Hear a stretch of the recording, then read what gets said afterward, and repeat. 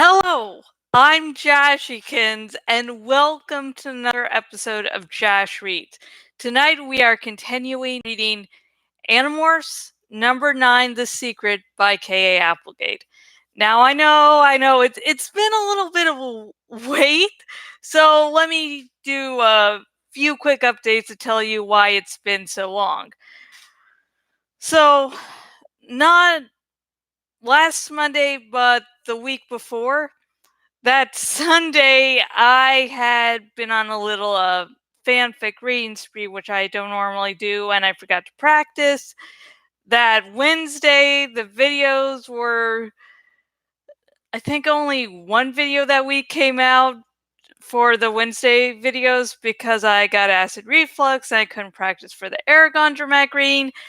And then that Friday, I took my bird Lemon to the vets, and I can't remember why, but I couldn't really practice Thursday. I'm like, I'll just practice quickly before filming on Friday. But the thing is, on that Friday, the I I arrived home later than I thought I would, and so no video. And the vet's like around an hour or so away, and I like, for serious matters that can wait a little bit, if I could wait a day or two and don't need to go to the pet ER, I'll go to them because I trust them more. I have a parakeet, so when you have parakeets, you need to make sure that you go to the right vet. You can't just go to anyone. And then Sunday, Lemon died of a heart attack. We only found that out Tuesday. What we knew Sunday was we were giving her meds like normal and she died. So suffice it to say, I did not get anything done after that happened Sunday night, and Monday I was basically sleeping or playing Pokemon. Like that's how bad I was. I couldn't really get out of bed that much. And then Wednesday, I didn't complete writing the script for the Raven Speaks, and I can't remember what happened Wednesday, but I wasn't able to get the Aragon review out. And this video came out so late today because I woke up late. I did tarot reading for myself, and then I had dinner and I watched a movie with my husband, and so yeah, that. But I'm here now, and I've changed my practicing schedule. So, the videos should come out as normal from now on until something else happens. Hopefully, nothing else happens. And just want to update you if you're wondering, longtime fans. I've tried doing like videos of just updates. Those didn't seem to get that many views, so I figured to do that, continuing doing those updates on the main one. And so let's get started. Finally. Thank you for anyone who actually waited all the time of that long intro and for this video to finally come out. So let's do this. Woohoo!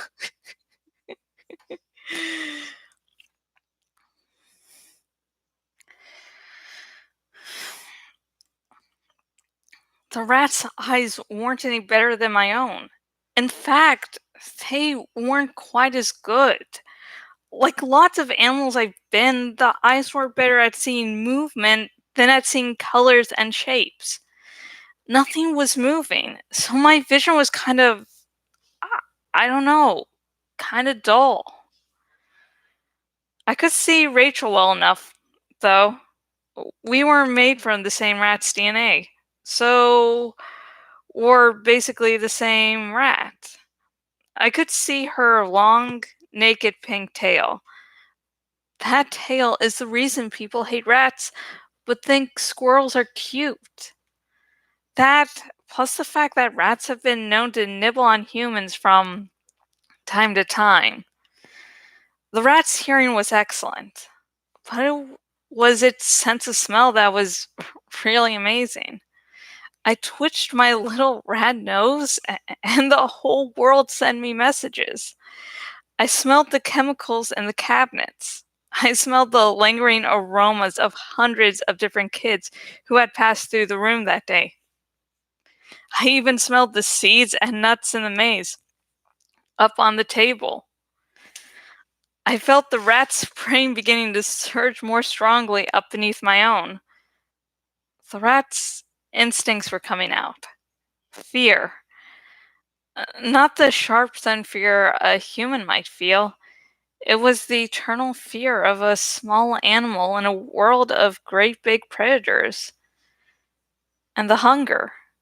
The hunger of a tiny animal who will spend its entire life, every single minute of its life, searching for its next meal. But there was also the intelligence. When you morph an animal, its instincts come through. You don't get its memories, usually, but you do get its instincts. Its basic abilities are there. This rat was very nervous. It was afraid of being out in the open. It wanted to be next to the wall so that enemies would have a harder time attacking it. I decided that wasn't a bad instinct. Maybe we should get somewhere safer? I asked Rachel in thought speak. Oh, yes, definitely, she agreed. The little rat legs powered up and we took off. Not fast, really, but it seemed fast because I was so low to the ground. My nose was just a quarter of an inch above the linoleum. As I walked along, I saw huge walls looming over me, the sides of the lab tables, and I saw sparse forests of trees. Actually, the legs of chairs. I scooted along the corner of the wall with Rachel right behind me. That is not an attractive tail, Rachel said. I mean, I'm a rat and I still think it looks bad. Then I saw the table where my maze was set up. The real cording was up there. I checked out the area. I, I, I think we can climb up my backpack onto the chair, then onto my sweater, then jump to the tabletop. I'm following you, Rachel said. Lead the way, rat girl. The rat body was amazingly good at climbing and scampering up to the tabletop. You wouldn't think that squat body and those stubby little legs would be good for climbing, but I really do believe that rat could have gone just about anywhere it wanted to go. I saw the pile of books I left as a sort of stairway up the outer wall of the maze. And now that I was rat-sized, that wall really was a wall. It looked about 9 feet high. You go do the maze, Rachel said. I'll wait out here. I scampered quickly up over the books. The pictures on the front of my science book looked like huge mosaics made of colored tiles. I reached the top and gazed down into the maze. I knew I could jump down in there, down into those long hallways. But at that moment, I was afraid. It was odd. But the idea of running into the real Courtney made me nervous. I've always felt a little funny about using animals' bodies.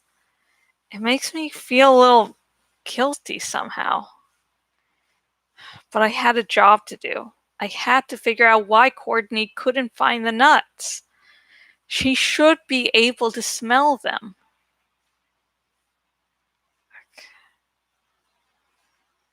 Hey! Wait a minute. I can't smell them either. Not at all.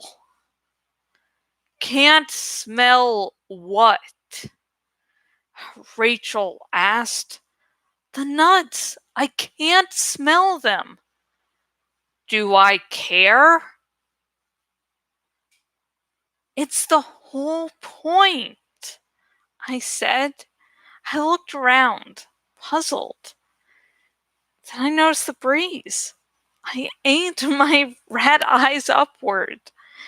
There, a million miles up, as far away as the moon, was a ceiling fan.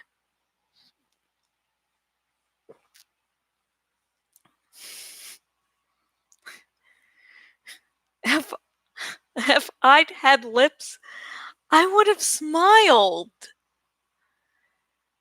Hey, it's the fan. It's blowing the scent of the nuts away. Great. Now can we get out of here?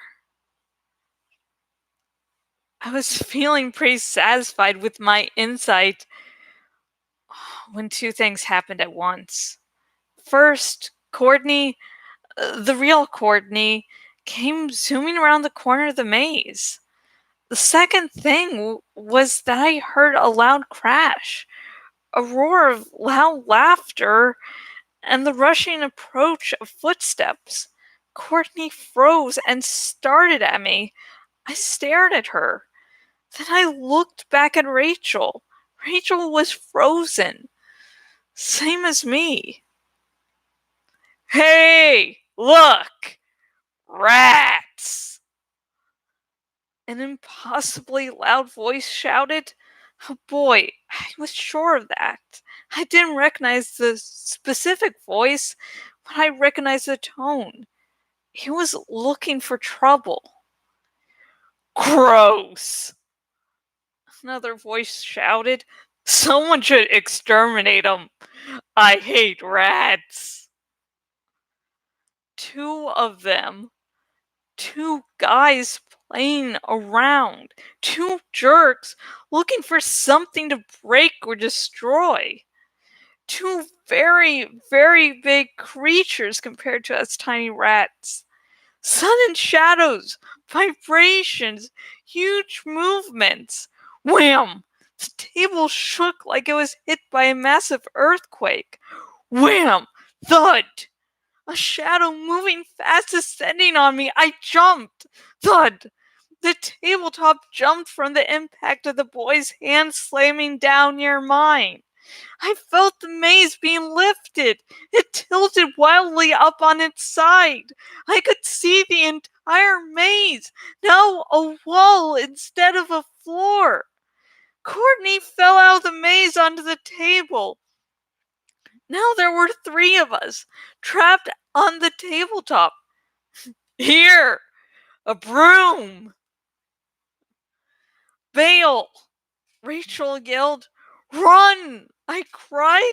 Thwack! Something the size of a pine tree slapped the surface of the table. It was a broom handle. The handle swept across the table, coming right at us, a wooden log half my own height. I jumped. Rats don't look like jumpers, but when they have to, they can. Up, over the broom handle, Rachel right beside me. I saw Courtney haul in the other direction. Run, run, run! Rachel and I moved out at top rat speed. The edge of the table. It was like standing on the edge of a 4-story building. It looked like a very, very long way down. Then a shadow, a disturbance in the airflow. No time to look. No time to think. Ah! Ah! We leapt from the edge of the table just as the broom handle slammed down in the very spot where we'd been standing. The fall seemed to take forever. It was like skydiving. The linoleum tiles looked like some strange farmlands far beneath me. I hit the floor hard. My legs didn't catch the impact. They were too short. My big furry belly took the blow, but it knocked the wind out of me. As my mind cleared, I realized the guys were no longer after me and Rachel. They had Courtney in a corner. They were jabbing at her with the broom handle. "Oh man," I said, "if we survive, Chick is going to kill me for this." "I'm tired of running," Rachel said. "Let's kick some butt." That, of course, is classic Rachel. We were each about a foot long, counting our tail. So naturally, she thought we should attack some guys the size of Godzilla. But you know what? I was tired of running too. And I couldn't let poor Courtney get killed. She was more than just a science project. Now, she was sort of a sister rat. I aimed right for the leg of the nearest guy. It was the size of a redwood, except that this redwood was blue. Baggy blue denim. "Are you thinking what I'm thinking?" I asked Rachel. "I'm with you," she said. We motored our tiny rat feet and shot forward, faster, faster, as fast as we could go, which happily turned out to be fairly fast. Up the pants leg, I saw a flash of skin above the socks. I went for it. My tiny clawed feet grabbed onto that white gym sock and went straight up. It was like going into a tunnel. The rough denim of the jeans scraped along my head and back. The pink flesh curved away beneath me. I dug my claws front and back into the skin and hairs of that huge leg and shot wildly up the back of his leg. Ah! Suddenly, the boy was no longer interested in Courtney. "Ah, it's on me! It's on me! Get it off! Get it off me!" "Oh, oh, oh, oh!" the other boy screamed as Rachel attacked. "Yeah!" I cried as the leg was thrown wildly back and forth. I slammed against the denim wall. I was slammed back against the curved pink skin. I scrambled wildly to hold on as the boy screamed and ran and shot. And sorry, I really got too into that. Let me go back a few words. Okay, let's try that again. I scrambled wildly to hold on as the boy screamed and ran and shook his leg like a lunatic. "Ah! Ah! Ah!" One of the science slap. God damn, I'm really getting too into the scene. I'm forgetting how to read. Okay, let's try that again. We can do this. We can get through this, folks.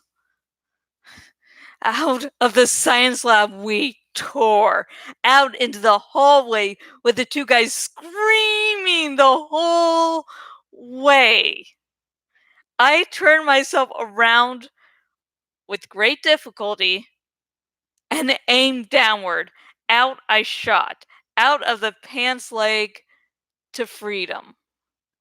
The last I saw of the two guys, they were still running in sheer panic. I never did see Courtney again. I guess she found a place to live in the school walls.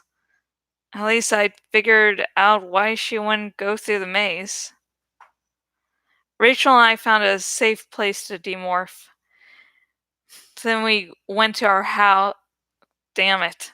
I'm like, I was reading well for the chapter so far. Near the end, my mouth is like, oh, what are words? Okay, let's try that again. Sorry.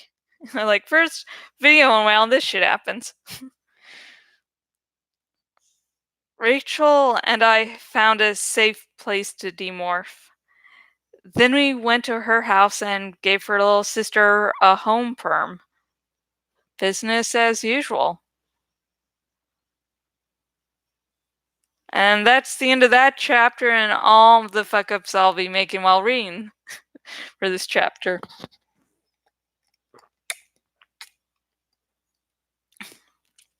And like at the end, she's like, business as usual. And it's like, yeah, nothing too weird about this day. I mean, the only thing weird was that we morphed rats to figure out what was going wrong with my science project. And even that wasn't really, this is weird to do. It was more of, we shouldn't be doing this. It's like business as usual. Yeah, I just want to say those two boys, I really struggled figuring out those voices because I'm like, should I really be that comical with them? And it's like, I'm trying to keep my voice moderate, and the words are in all caps for them. So, because Cassie's a rat, so the sounds are loud, but I don't really like to be loud, especially when someone else is in the house and my husband is sleeping, so don't want to wake him up into a panic. Oh, jeez. But yeah, those two bullies were really comical. I mean, come on, guys, you're just going to that science lab and wrecking everything there. It's like, hey, let's cause some chaos. Let's just destroy the science experiment for no reason except it sounds like fun. Jeez. While, this book series can get very adult in some respects, that is like right out of a little cartoon. Two bullies just wrecking shit up. Yeah. So let's think of a question for today's chapter. Let's make sure that's not stupid. Okay. Okay, let's see. Okay, here. Okay, I finally settled on one. When you were in school, and if you're still in school, you can answer this in present tense, but when you were in school, did you ever encounter bullies like that? Because I can't really remember. I remember, kids, when we're kids, we're not exactly the smartest people to be around. I don't remember shit like that really happening. But what are some uh, funny bully stories? Just no, hang on. Oh, okay, let me rephrase that and try and make myself sound intelligent. This is why, folks, when you see anything I write, the only reason I sound intelligent is because I can edit. Because when I can't edit, this is what I look like. Okay, let's rephrase that question. When you were in school, and if you are still in school, feel free to answer this in the present tense. Did you encounter any bullies like the one in this chapter? Because they just seem so cartoony to me. They sound so cartoony. Okay. And also, please tell me, what did you think about this chapter? You don't have to answer the question, you can't answer the question.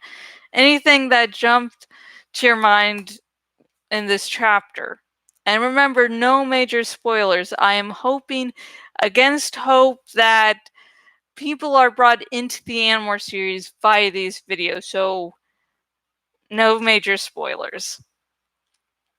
And if you're watching this on the YouTube, please like this video and subscribe so you don't miss out on any more of my wonderful content. And I promise I will be releasing these videos more steadily. I think I worked out the kinks, so here's hoping. And also, if you are my blog and watching this on the desktop version of my blog, please choose the follow by email option so you never again miss out on anything I do. And I just don't do these dramatic readings. I do mini reviews, full-length reviews, long posts that analyze different parts of fiction. And I am hoping to read again on Monday. And if I don't release anything on Monday, check my Twitter.